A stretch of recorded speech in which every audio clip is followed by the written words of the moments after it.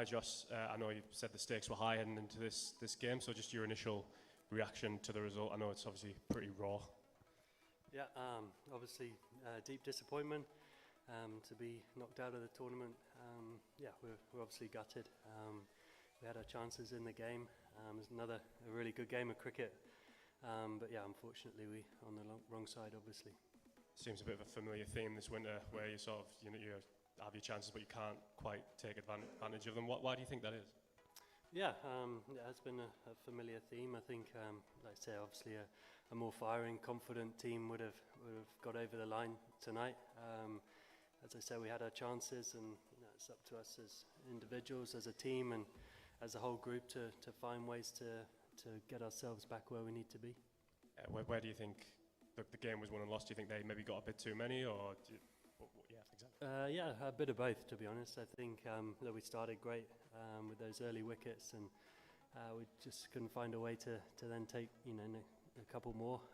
No credit to Ibrahim, played a really fantastic innings, but to go for 113 in the last 10 was obviously a few too many. And that added a few extra obviously onto the chase, and in the chase, Joe Root played a typical Joe Root innings full of class and composure and character and skill, and it needed one of us in the top 6 to go with him for longer.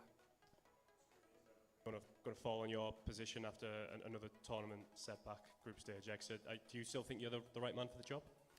Yeah, I think obviously the results aren't where they need to be, and personally need to consider all possibilities, and like I say, obviously we need to get us as a team back to where England cricket needs to be in the white ball formats, and I think got to work out personally, am I part of the problem or am I part of the solution?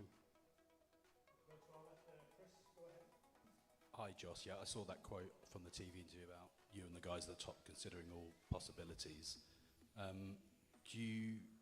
Does that mean you will be considering your future over the next few days and weeks? Yeah. And do you think it is time for someone else to have a go? As I said, I'm not going to make any emotional decisions right here, right now. You're probably not the first people I'd discuss that with, and take a little bit of time to just, work out personally what I think is right. And obviously the guys at the top are in charge, and they will have their own views as well. So, as I said, we need to get the team back to where it needs to be, competing for winning these tournaments, and that's, as I said, I've got to work out, am I part of the solution or not? The past couple of years have obviously been very tough for this team, but especially tough for you as the leader. Just how much of a toll has it taken on you as a cricketer and a bloke, I guess? It's had its moments, for sure. I know lots of people think it doesn't sit well with me being captain and that kind of thing, but I really do enjoy it. I enjoy leading. Even before when I wasn't captain, I'd like to think of myself as a leader in the team. But results are tough, and they weigh heavy at times. And of course, you want to be leading a winning team, and we haven't been that for a while now. So obviously that brings some difficult moments. Jos, I just wanted today, particularly, you started off the start of this tour when we were in India, hitting the ball particularly well. Tonight it seemed you couldn't quite get going. I just wondered how much of the situation, the pressure you actually felt got to you tonight?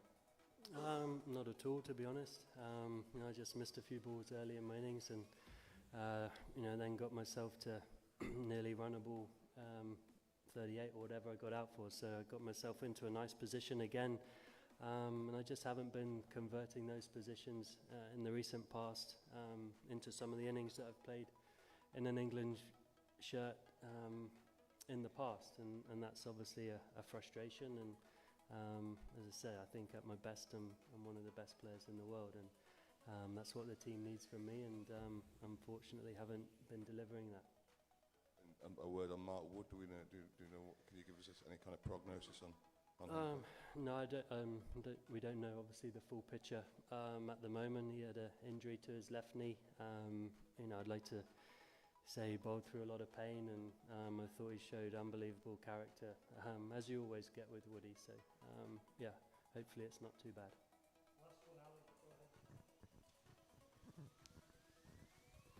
Sorry, I was just going to follow up on Mark. I mean, that's a captain's nightmare, isn't it, when a bowler pulls up injured? But do you kind of look back now and think we were always you were always walking that tightrope with the kind of 4 frontline bowlers and then trying to still fill in 10 on top of that? Is that always the danger there? Yeah, obviously, that can happen. Injuries unfortunately happen in sport, and yeah, at the time you didn't need them, it happened. And I think it was making it a bit difficult trying to work out how to fiddle through that sort of time, but also having them 3 wickets down, wanting to attack and find ways to really break the game open. So yeah, it's never easy, and that's the balance that we were comfortable going into the match with. And yeah, if someone does get injured, it obviously changes the scenario a bit. Okay, John, thank you.